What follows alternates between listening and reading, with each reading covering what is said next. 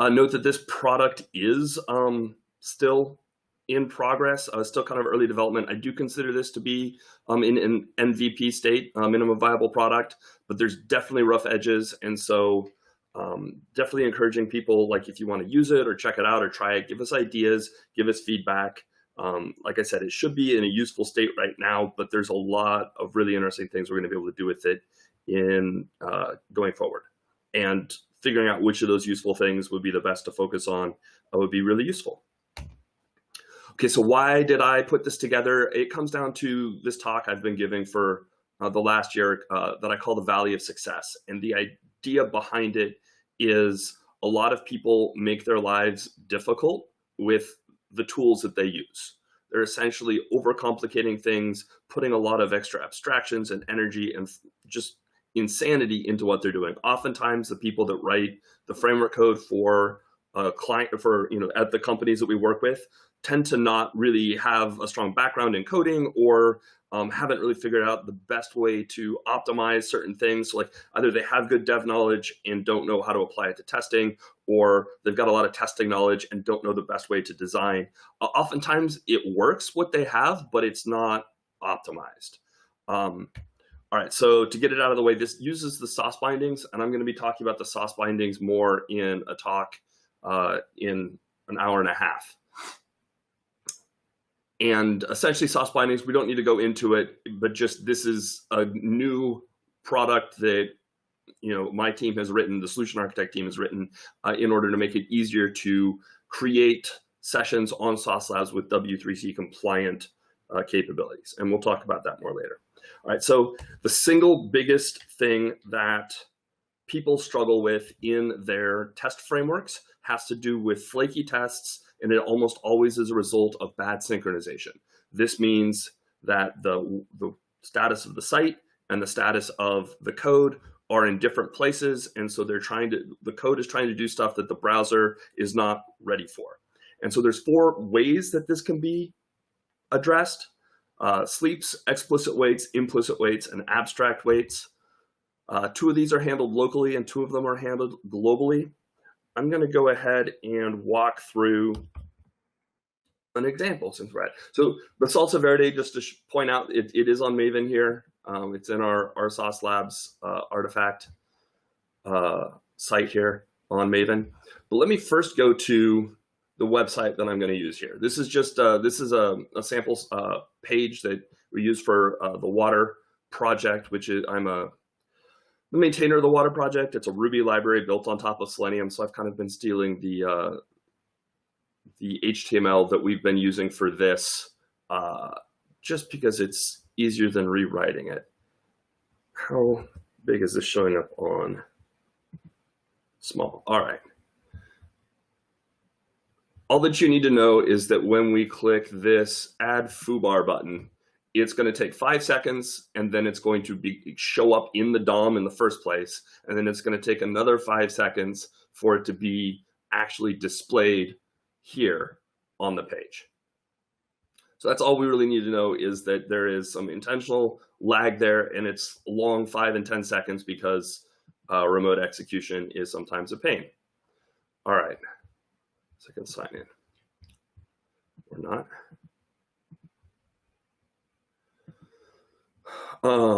Sauce bindings, which we don't have to get into right now. So let's jump to the code.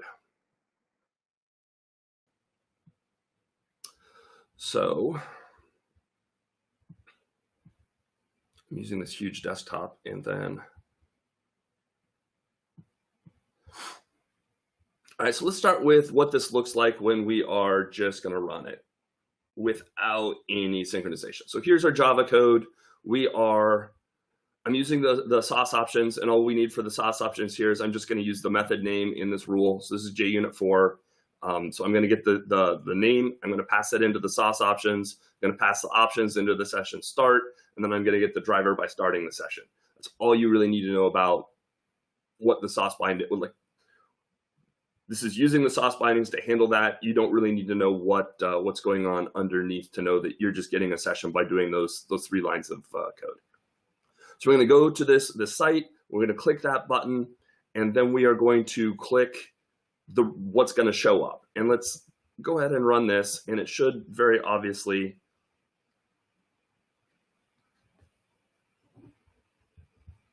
not work, because we know that there's going to be a 5-second time there. So here we go. What did we get? No such element, unable to locate the element with that selector. One of the other things that the sauce bindings do is it puts a little link to the test. So we're just going to click on that. And here we go. It shows what we tried to do. Take a look at the video. Sure enough, we're on the page here. We see that we clicked something. And then obviously, if you take a look at the times here, nothing waited, we're done. You would be surprised at the number of times I'm looking at our client's code and see something like this, where they're expecting something to have happened right away and it didn't, and there was no additional resiliency or redundancy or anything trying to compensate for that in the code. Now, the industry recommended solution for this is to use explicit weights. And I mentioned implicit weights before. I'm not going to dig too deep into them, but it's a good idea that has a bad implementation is the way that I look at implicit weights. Essentially, it delegates responsibility for weighting to the driver instead of handling it in your code where you have more control over what's going on. So same setup here, and now we are going to, we create a WebDriver weight class. We're going to create an expected conditions class with a visibility of element located, a foobar. And let's go ahead and run this. So same kind of thing, except for now we've got this wait. We're waiting for it to happen before we click it.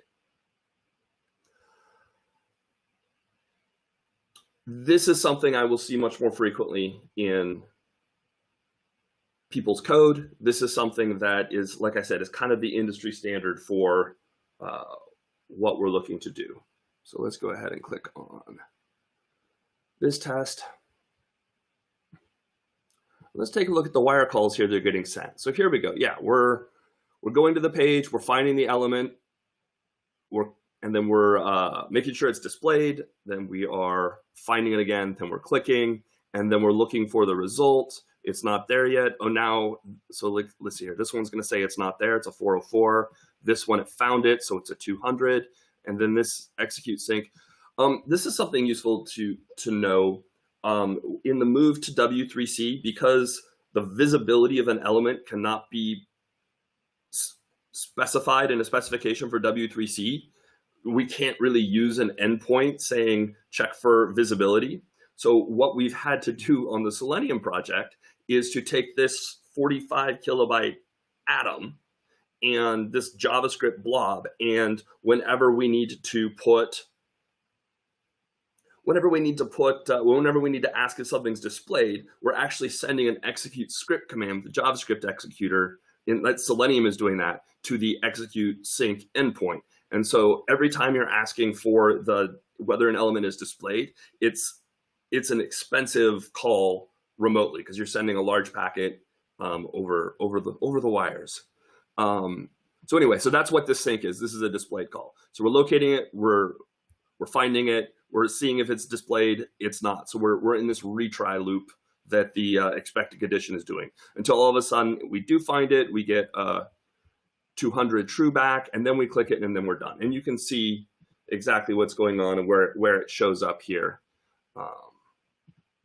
So all right, so that is the explicit weight. Now, when I took over the Water project and was kind of deciding to revamp things, so like we had this project called Water Classic and Water WebDriver, and like it all needs to be Selenium based, and it's all just going to be Water. So we're going to call it Water. We're version 6. The big thing that I saw in most people's Water WebDriver code, we had this method called when present, and so you would define the element, and then there would be this dot when present dot click. And you would see it in some places and not others. And it was kind of one of those things where you see it everywhere. It's kind of like it's readable, but it's like, as a tester, why would I ever want to click a button that wasn't present?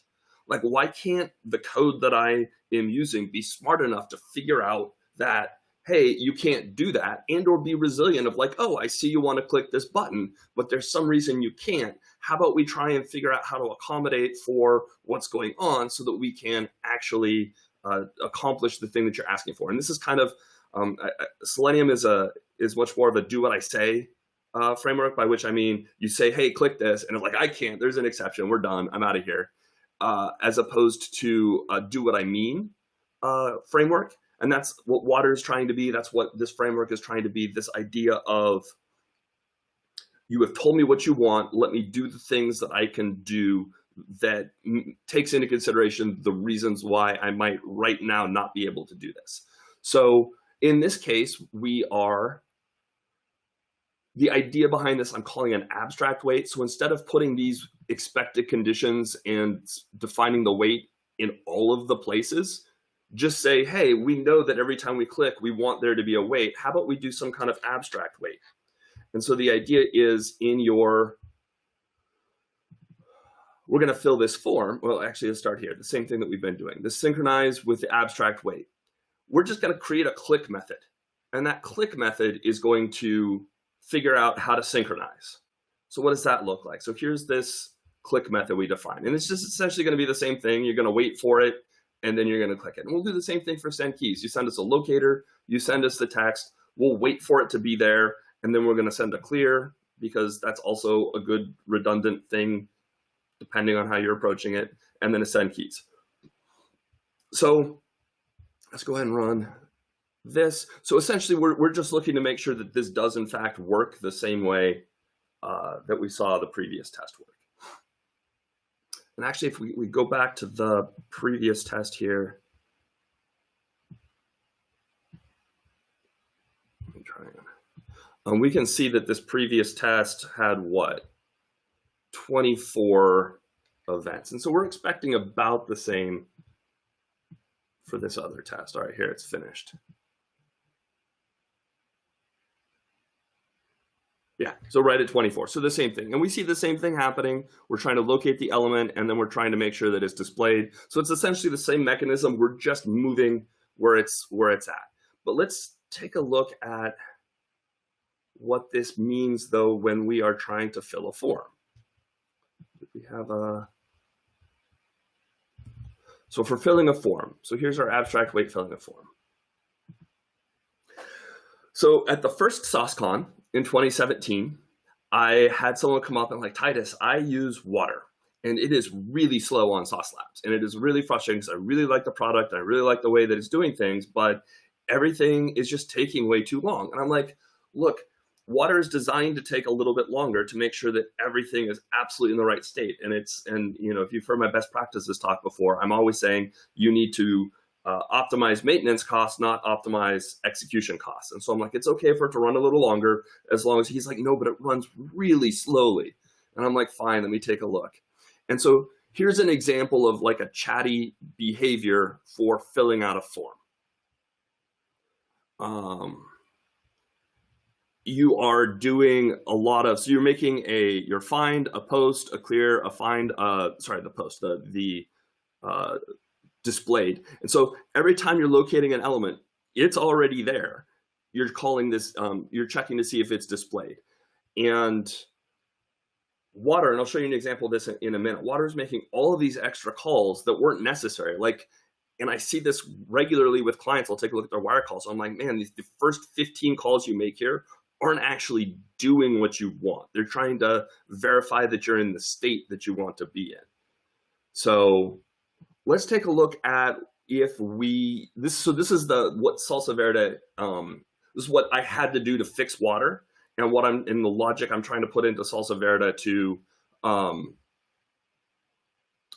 do the same thing to compensate for this. So, you know, what this code is going to look like is we are going to, so the only difference when we're using Salsa Verde is to create a new browser with the driver that we created from the session start. That's the only difference. The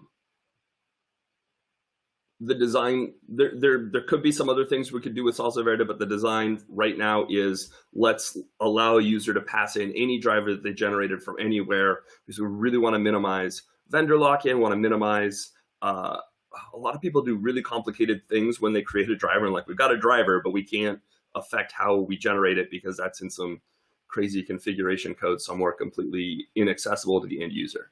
All right, so synchronization is going to happen the same. I'll just go ahead and run that so that we know that it's doing that. Let's take a look at what happens when we do the fill form. This is the one that I actually care about right now.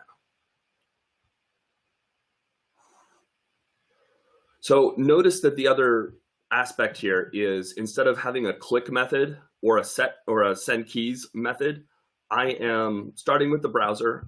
I'm generating an element with a specific ID. And so essentially, this is now an object-oriented approach where I am wrapping the element from the browser and then sending the text or clicking based on that. So let's take a look at what the wire calls actually look like. So notice here that we are not actually ever posting that execute script to check displayed. Essentially, it's going to, I call this model the asking for forgiveness instead of asking for permission. You just take the action, and if there's a problem with it, Selenium is going to throw an error. And then your code can now be responsible for figuring out, what does that error mean? What is likely going on that I can figure out? And the great thing about a lot of this, if we've seen, after spending enough time in the testing world working with Selenium, you kind of know why certain things are happening the way they're happening. And the likelihood that there's some weird reason in there is pretty low most of the time. So anyway, so here we go. We're not saving a lot of wire calls here, but you can see just how you can see that we're not doing the extra stuff. This is just exactly, every one of these is exactly the thing that we need. We need to locate it. We're going to clear it in case there's something there. We're going to send the keys, and then we're going to keep doing that until we click, and then we're going to do the validation at the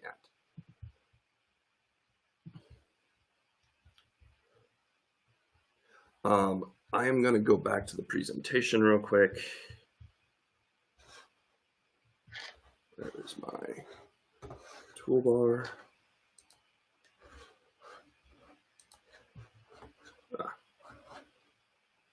Let's explain it again. All right, here we go. So the thing I wanted to point out here is, take a look at like this example. Like, I have seen all of these in people's code before. Like, we've navigated to a page. Let's get the title. Let's get the list of window handles, and let's make sure that the current window handle is in the list of window handles. That way we know the window's open. Let's check to make sure that, we're in the top level browsing context by sending the null value to the frame endpoint. Let's get the list of the elements, and now let's make sure that each of those elements has the tag name that we're expecting of it. I've seen people try and handle alerts. I've seen people relocate the same element a bunch of different times rather than storing it in some fashion. I've seen, hey, we want to send something. Let's make sure the element's there. It's visible. It's enabled. It's not read-only. Make sure that it's not stale. Like, there's all of these checks that people will make with the right idea. We want to synchronize our code. That improves the reliability. That makes a huge difference.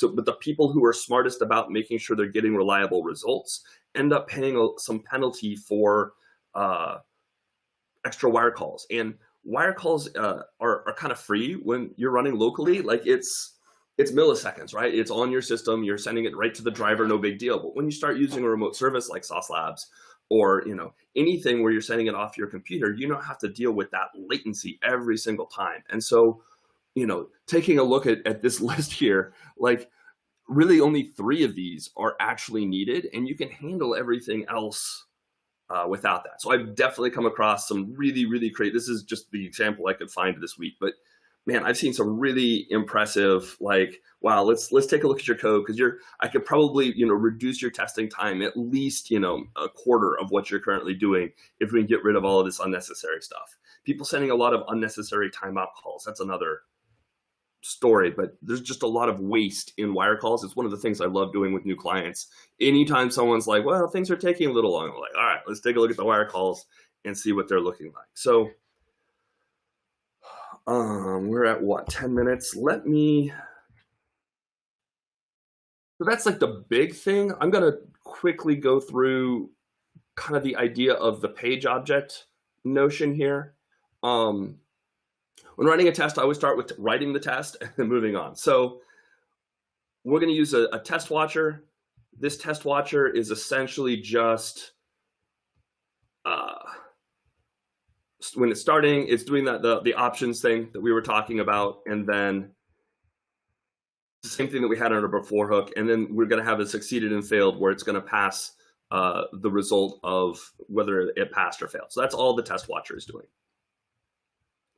So in the setup, the thing that we're explicitly doing is we're going to set the browser onto the page object so the page object knows. We could send the browser every time we initialize a page object.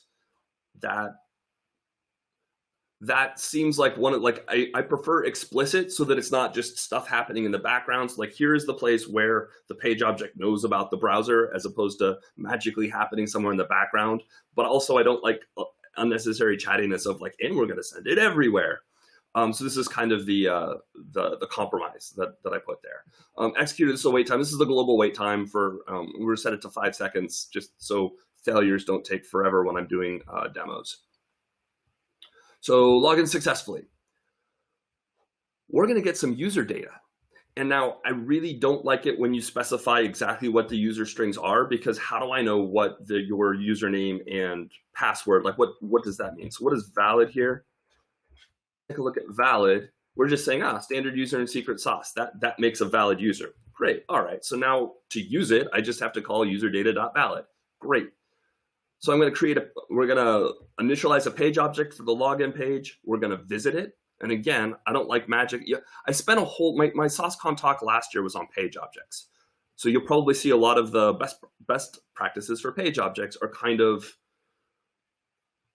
what I'm talking about here. So I don't put magic things in the constructor, like what all's going on when you construct it. We don't know. We would have to look. It just initializes it with the properties it needs. And then we click visit to actually do something with it. And then login successfully. Note that this is declarative, like exactly what's happening. We're not specifying any implementation details of how it's going. We're not passing in specific strings of data. We're saying our user data is the valid user that we're looking for. So if we take a look at what this means in our page object, I have an on-page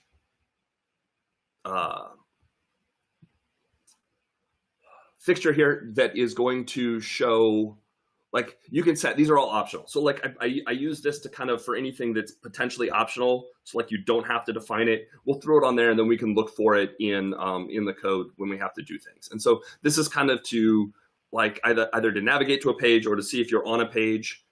You can specify the URL, the title, or specific elements that need to be there. This is especially useful for single page applications where you're obviously on the same URL and title, but you need to know that the modal container is actually displayed. So defining the elements, this is again where we've got this salsa verde element, and I got some ideas for what we're going to do with that later, but we're going to define the name, and then we are always going to explicitly identify what's going on with it. So I don't like passing around magic strings that somehow magically will eventually turn into elements, or even passing around a bilocator. This is the full wrapper to an element. It's not being located because we're just initializing it. This is just a definition for what it's going to be. So opinionated, and I talk about opinionated methods in my page object idea. The advantage of doing that is you can now do some kind of synchronization at the end of it because you know what to expect. One of the biggest issues that people have in their tests is you get element not found error. Well, the element not found error is the step after you filled out the form when you're trying to do what's on the next page. And so you get the exception. The stack trace takes you to, trying to do something on a completely different page. So the stack trace isn't useful. The error message isn't useful. You have no idea what actually happened. You have to spend time figuring that out. Whereas if you can say, hey, this is what I expect to happen, and if it doesn't, here's a specific error message, that gives you an idea for what exactly happened. The stack trace is now useful, and you've got more context to go in. And you've got your login successfully, login failure, and it's using the same login. It just allows for some synchronization. And there's some ways that there's some cool things that Salsa Verde could eventually do to maybe wrap in some of this stuff. But I just kind of wanted to show this as, the idea. So, as I'm running out of time, let me just quickly, so that's kind of like the very basics of what the syntax looks like and kind of the idea behind it. Currently, it works with the remote WebDriver. There's a basic, the browser wrapper, the element wrapper. We've got the synchronization there. It will relocate stale elements. There's a way to get collections. You just do toList from the element that was defined. It'll give you everything that matches that by locator. Uses by locators right now. We might do some custom locators. I got some ideas from the water locators we could throw in there. Specific support for both page object and data object, because those abstractions are crucial to be able to encourage declarative test writing instead of imperative test writing. Nested elements, so you can define browser element ID dot element ID dot element. So like you can dial into something and it will generate what it needs from that. And then direct executor support, some other things, some other actions class wrapper things. And so there's a lot more that can be done. I've got a whole bunch of features that are under consideration that are essentially, there's a lot of stuff that was implemented in Water and in the page object gem in Ruby. I'm trying to take the best ideas and then make them available to Java users. It's kind of one of those things, I feel like there are a lot of people in other languages that don't realize all the cool things that they could have that Ruby's had for years. So rather than going through all of that, I will open it up to any questions that people have. Yeah, there is someone asked about page objects, and that talk last year is available online. I get you a link if you need it. All right, does anyone have any other questions? Like, I would love any feedback or any ideas that people have. I really think that this is a great concept moving forward. I talk about in other places that there's kind of three different things of, you can either force users to do something, encourage users to do something, or discourage users from doing something. And I'm trying not to hard code this to force people into a certain path. Because then you have to account for absolutely, like, take a look. I was looking at a lot of other existing implementations before I did this, and it's just like, oh, well, how do you handle, iframes? I'm like, oh, well, we didn't have iframes in ours, so, and I'm like, well, but I don't have access to the underlying driver. How do I handle iframes? Like, oh, well, you can't with ours because we tried to protect users against themselves. I'm like, all right, so we have to try and find a way to encourage good practices rather than just forcing users to do specific things. So anyway, if you've got any questions, at Titus Fortner on Twitter, or any in the Slack channel or anything like that, you can find me at Titus Fortner at most places. So thank you very much for listening, and looking forward to any feedback or conversations about this we might have.